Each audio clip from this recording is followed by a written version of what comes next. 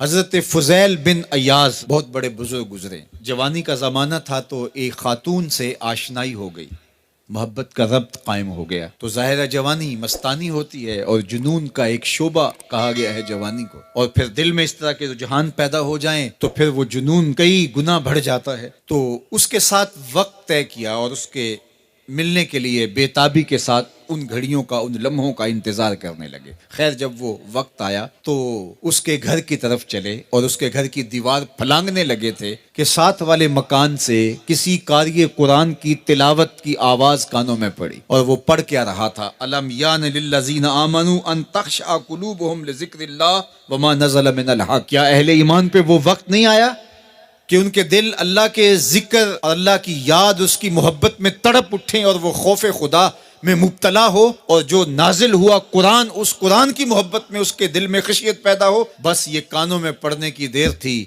کہ دوبارہ گلی میں چھلانگ لگائی اور کہا میرے اوپر وہ وقت آ گیا ہے، اور جنگلوں کو روتے ہوئے نکلے اور حضرت فضیل بن ایاز پھر ولیوں کے امام قرار پائے.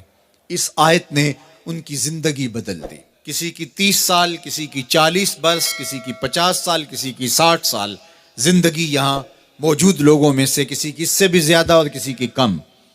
اس آیت کریمہ کو ذرا اپنے اوپر وارد کریں تو اللہ ہمیں نصیب کر دے کہ ہمارے دل تیرے خوف سے کانپ اٹھے اور تیری خشیت سے ہمارے دل لرز اٹھیں، اور قرآن کے ساتھ ہمارا ربط مضبوط اور مستحکم ہو جائے، اور ہم یہ اقرار کرتے ہوئے تیرے حضور حاضر ہو جائیں، مالک وہ وقت آ گیا ہے کہ ہمارے دل تیری یاد سے، تیری محبت سے، تیرے پیار سے مالا مال ہو گئے، اور اپنی باقی زندگی ہم تیرے پیار میں، تیری محبت میں اور تیری یاد میں بسر کریں گے. حدیث پاک میں آتا ہے کہ اگر کوئی شخص اللہ کے خوف سے رویا اور اللہ کے خوف سے رونے کی وجہ سے اس کی پلکوں کے بالوں میں سے ایک بال کی جڑ گیلی ہو گئی تو قیامت کے دن وہ بال کھڑا ہو جائے گا، اللہ یا تو مجھے نکال لے یا اسے جنت عطا فرما دے. تو اللہ جل شانہ اس بال کو تو آنکھ سے نہیں نوچے گا، بلکہ اس شخص کو اللہ جنت عطا فرما دے گا. اللہ اکبر.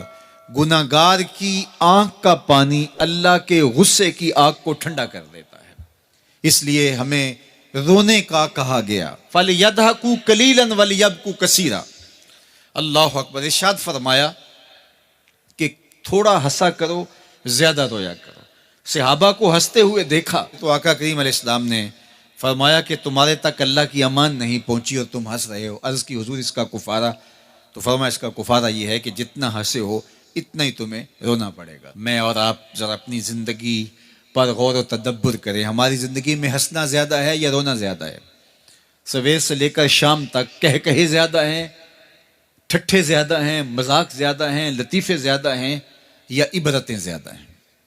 تفکر زیادہ ہے، تدبر زیادہ ہے، سوچ بچار زیادہ ہے، یاد الہی میں تڑپنا زیادہ ہے، آنکھوں سے یاد خدا میں بہنے والے آنسو زیادہ ہیں، یا غفلت سے پھوٹتے ہوئے کہے زیادہ ہیں؟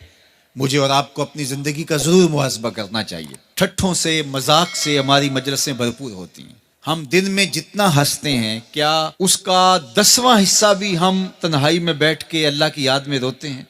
اگر ایسا ہے تو مبارک ہو، اور اگر ایسا نہیں ہے تو اللہ سے آنسو مانگو، اللہ سے درد مانگو، اس کی یاد میں رونا مانگو، اس کے ذکر میں تڑپنا مانگو، اس کی محبت میں بے تابیاں مانگو، آنسو مانگو، سسکیاں مانگو. تڑپنے پھڑکنے کی توفیق دے، دل مرتضیٰ سوز صدیق دے. اس کے حضور عرض کرو کہ مالک ہمیں تڑپ دے، ہمیں سوز و گداز دے، ہمیں کیف و سرور کی دنیا نصیب فرما دے، ہماری آنکھوں کو آنسوؤں کا جمال عطا کر دے. اور اگر ہماری آنکھوں میں آنسو نہیں ہیں، ہمارے پاس کہے ہیں، کہتے ہیں جو ہنستا ہوا گناہ کرے گا وہ روتا ہوا جہنم میں جائے گا، اور جس نے یہاں دکھ سہے، تکلیفیں سہی، آلام سہے، اس کے بدلے میں اللہ تعالیٰ اس کو وہاں راحتیں عطا فرمائے گا. فرمایا کہ مومن کے پاؤں میں کانٹا بھی چبھے تو اللہ جل شانہ اس کا صلہ بھی اس کو قیامت کے دن عطا فرمائے گا. تو یہ جو تفکرات ہیں، یہ جو دکھ آتے ہیں، یہ جو تکلیفیں آتی ہیں، مصائب آتے ہیں، مشکلات آتی ہیں، اذیتیں ہمیں پہنچتی ہیں، تو اس پر صبر کرنا چاہیے اور اللہ کا شکر ادا کرنا چاہیے کہ ہم ان مصائب سے گزر رہے ہیں، ان مشکلوں سے گزر رہے ہیں. اور اگر کسی شخص کی زندگی میں دکھ ہے ہی نہیں، سکھ ہی سکھ ہیں، تو پھر وہ سمجھے کہ وہ فتنے میں مبتلا ہے۔ اس لیے زندگی کے اندر یہ آنے والی تکلیفیں، زندگی میں ملنے والے دکھ، اذیتیں، یہ اللہ تعالیٰ کی طرف سے ہمارے اوپر ایک انعام ہے، اور اللہ تعالیٰ جل شانہ اس کے بدلے میں ہمیں آخرت میں صلہ عطا فرمانے والا ہے۔ تو فرمایا رجل ذکر اللہ خالیا ففاضت عیناہ، وہ شخص جس نے تنہائی میں بیٹھ کے اللہ کا ذکر کیا، اللہ کو یاد کیا، اور پھر کیا ہوا؟ فرمایا اس کی آنکھوں سے آنسو ٹپکنے لگے۔ تو میرے اور آپ کے آقا و مولا نے فرمایا قیامت کے دن جب کوئی سایہ نہیں ہوگا، یاد الہی میں رونے والے کو اللہ اپنے عرش کا ٹھنڈا سایہ عطا فرما دے گا۔